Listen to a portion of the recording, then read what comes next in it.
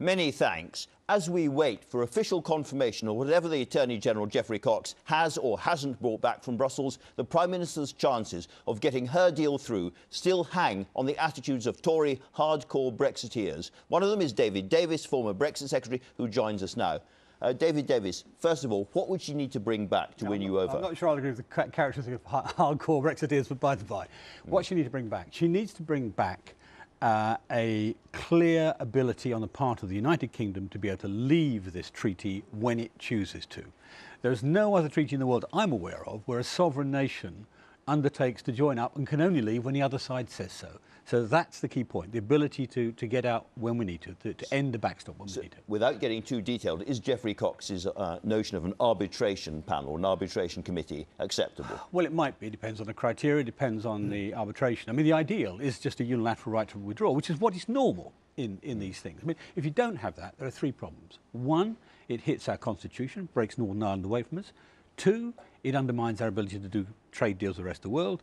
And three, it gives all the negotiating leverage to the other side. You've got to sort those problems out. And an arbitration panel might do it, but it depends. It sounds to me as if you think this is a rotten deal and you're pretty determined to vote against it. Oh, it's a dreadful deal. I mean, on many, many counts. But, I mean, I would love to be able to vote for it if she gets the ability to pull out. At least then it's rescuable. I mean, throughout this whole process, I've been trying to get the Prime Minister to keep the thing rescuable. And at one point in July, I decided it wasn't. This is the only deal going, and the Prime Minister has said very clearly that if you don't vote for this deal, you may take us to a position which is not Brexit at all. Well, let's be clear about that. Look, after the defeat by 230, clearly Brussels was shocked. You could see that.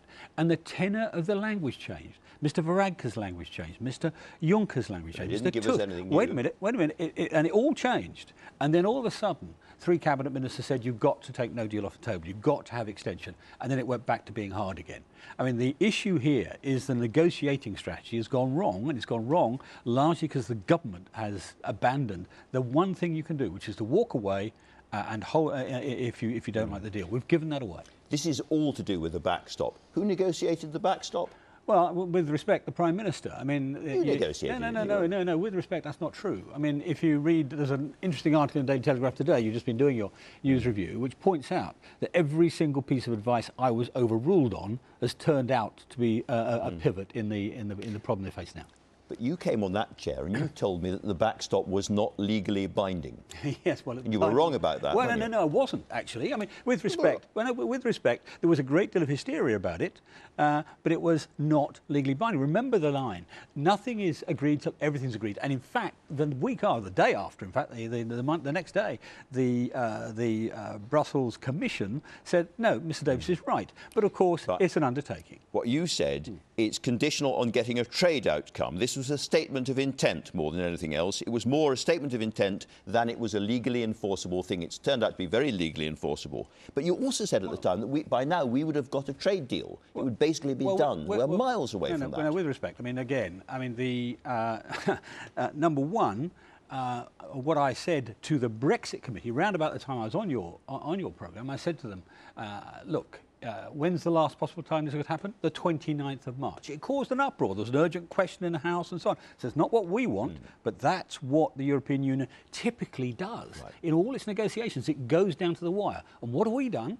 We've given away the ability to take it down to the wire. Okay. We said we're going to extend it. We're giving away the right to walk away. These are really critical to carrying out a proper negotiation. That's why I resigned. You vote down the Prime Minister's deal.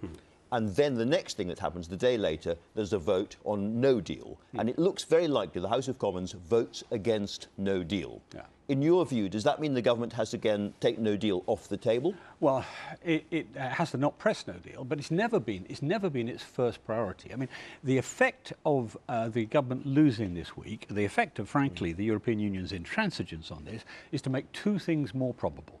One is no deal, as it were by accident, because we defer by a few weeks, but we get nothing, and so we have to leave anyway under the law, not under and that's vote, the short extension under the short this extension, week as well.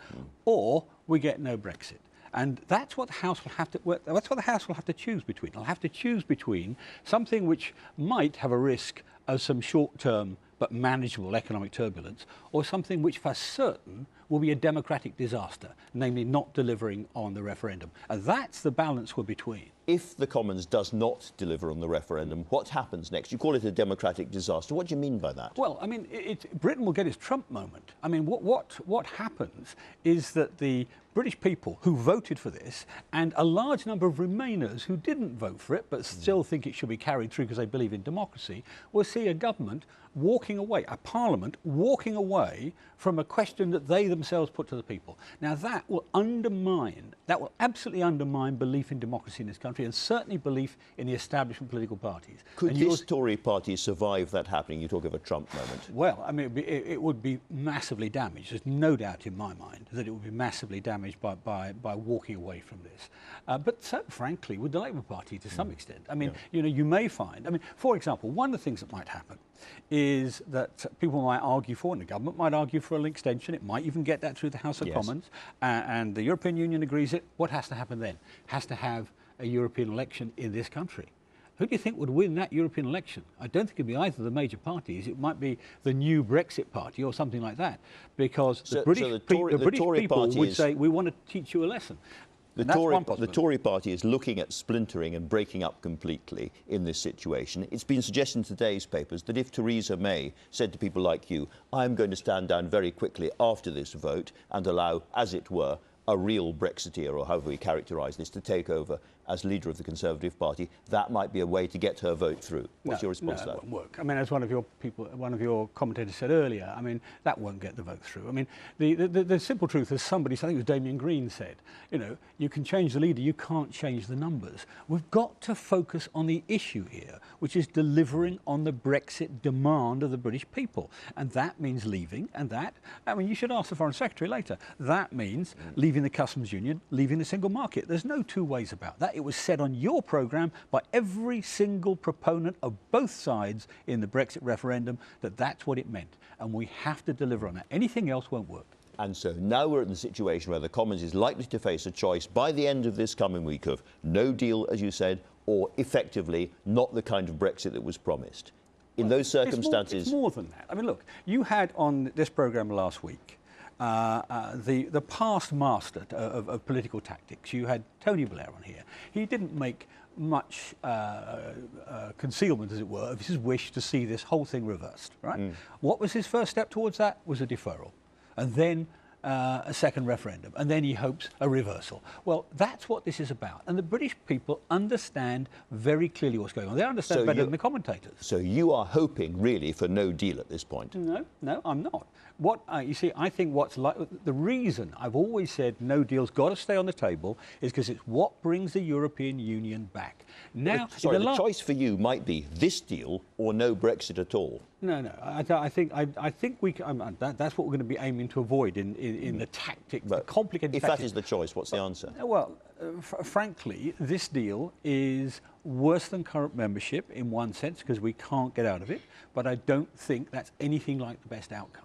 And what we have to do... So you'd rather stay in? No. Well, I mean, these are the choices now ahead of you. No, it's not. I mean, this is one of the problems. You keep... And it's a British establishment problem, and the BBC's worst at it. You keep posing this as though these are choices we make. No, they're not. They're stepping stones in a negotiation. And so what would happen... Parliament is going to have to make these choices. Yes, it'll have to make its initial choices, and the government goes back in the negotiation. If it says no deal is still on the table, I don't think no deal will happen. I think the European Union will come back and say, let's take another couple of weeks and negotiate. Why? Because whether it's the German Halle Institute or the IFO or any of them, they all say the damage to the European community is much, much greater than the damage to Britain. Much, much greater. Order of magnitude difference. We'll wait and see with great interest. David Davis, thanks very much indeed for talking to us.